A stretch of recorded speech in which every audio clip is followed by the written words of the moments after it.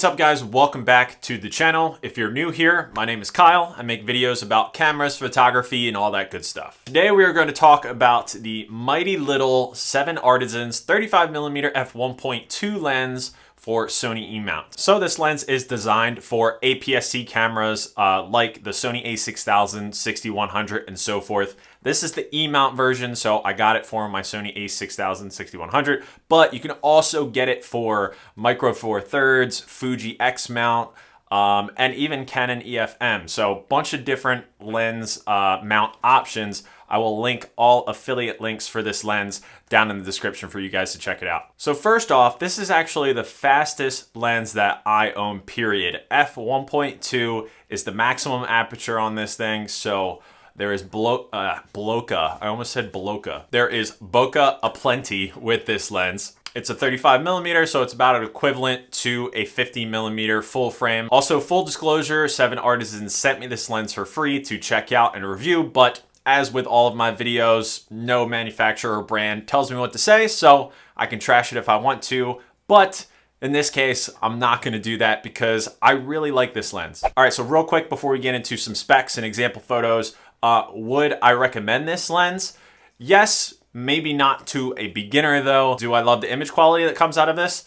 Yes, but there are some drawbacks. And then overall, what are my thoughts on this lens? It has some imperfections, but I can't stop using it. Okay, so with that said, we'll get into a couple tech specs and then just jump into the photo review and then my thoughts and stuff at the end. Okay, so we already went over, it's an APS-C, so it's a crop factor lens. It comes in at around $140, $139 on Amazon. It has a 43mm filter thread and it weighs about 150 grams. So it's not that heavy, but it does feel sturdy because it's made out of metal. The packaging is pretty normal for 7Artisans, like a black box. I kind of dig their branding a little bit. It also comes with this nifty metal 7Artisans lens cap that goes on the outside. It's kind of like, it's weird. I've never seen something like that, but I kind of like it. It also comes with one of those like felt lens bags, but I don't know anybody that uses those. Its minimum focusing distance is 0.35 meters, which is nice. Also, obviously, it's a manual lens, so it has no autofocus. There's a manual aperture ring and a manual focus ring. When you use the manual focus ring, it does extend the barrel, but it's minimal. It's a very small lens overall, and both of them are really smooth. The aperture ring is a little tighter, but still smooth nonetheless. I like the build of 7Artisans lenses. This is now the second 7Artisans lens that I've had. I have the 60mm f2.8 macro, which I've done a video on, so I'll link that above in a little card, and I will put the link to that video in the description. That lens is very unique, so check that video out if you have time. That's really the basics about the lens. It's made out of metal, manual focus, all the other specs, yada yada. Now for the fun part though, let's get into some photo examples. Then we'll talk about just my general thoughts about the lens after that. And then I'll also show some kind of bokeh comparisons between this lens and the Sigma 30mm f1.4. So it's a tad slower than f1.2, and it's a $300 autofocus lens versus a $140 manual focus lens. So let's get into the example photos from the 7Artisans 35mm f1.2.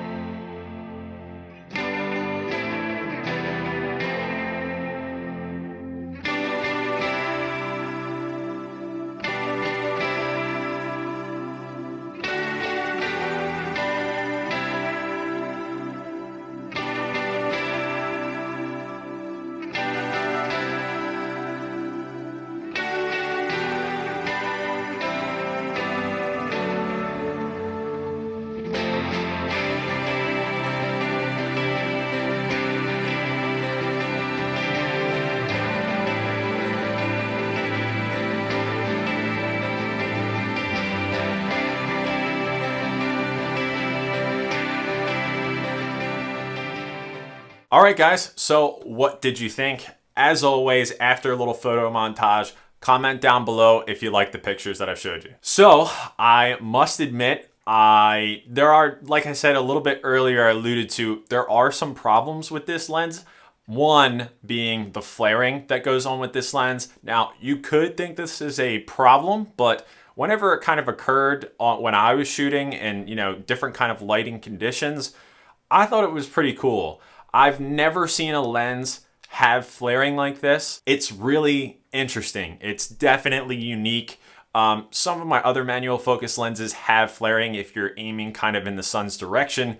However, this lens has the most that I've ever seen. And then I must admit, I was watching another review on this lens because, I like to watch other YouTubers' videos. And I did see a lot of talk about the sharpness overall isn't crazy sharp with this lens, especially down at f1.2.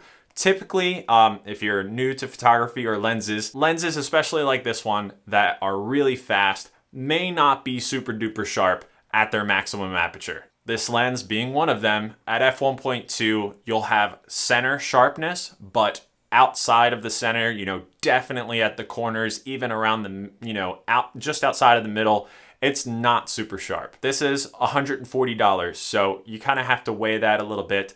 Plus, that's its maximum aperture. You can definitely stop down f1.8, f2, f2.8. In my opinion, at f2.8, this thing is really sharp. Now, I was watching some other videos where they said really at like f4 is where it gets its sharpest, which may be true, but at least in my just like general eye test of the images that I took, I really liked what I was getting at f2.8. Now, of course, it is super fun to go down to f1.2, especially on something that is sub $200. I mean, $140 for an f1.2 is just, it's a steal and it's really fun. And I find myself using this lens a lot, especially when we're just out and about town. When I go get coffee in the morning at our local coffee shop, I like to bring my a6100 with this lens and just shoot around and stuff like that. So really, really fun to use, but also it's difficult to use. So let's talk about that. If you're buying this lens to shoot at f1.2, you do have to realize that the focal plane is paper thin. So with that, it's a little hard to focus down at f1.2, and it's a manual lens. So if you're a beginner, it's going to take some time and it's going to take some practice to nail focus. Of course, that's what focus peaking is for on cameras like the a6000, 6100, and so forth. Turn on manual focus peaking, turn on a color that you can see, and then you'll have a lot easier time focusing manual lenses down at f1.2. One thing that I did want to mention is that it is a super small lens and it's hard to handle when like actually putting it on the camera. So if that's something that may frustrate you, then maybe this isn't the lens for you. But I'm not switching lenses all the time unless I'm doing a lens comparison, but I'm not switching lenses all that often. Sometimes I like to just bring one lens and I rock that for the time being. But this is a little weird to get on and off your camera because it's so small and it's like hard to turn it without turning the focus ring and the aperture ring. You have to like turn it until both of them can't go anymore and then you can get it off. Anyway, it's a very small nitpick, I think, but if you're looking to switch lenses super quickly, this is not the lens for you. I feel like I'm saying all of these negatives about this lens, like the flaring, the size of it, getting it on and off. It's not super duper sharp at every aperture, but it's really enjoyable. I mean, my style is more of a street photography kind of just photojournalistic style, and this lens is just perfect for that.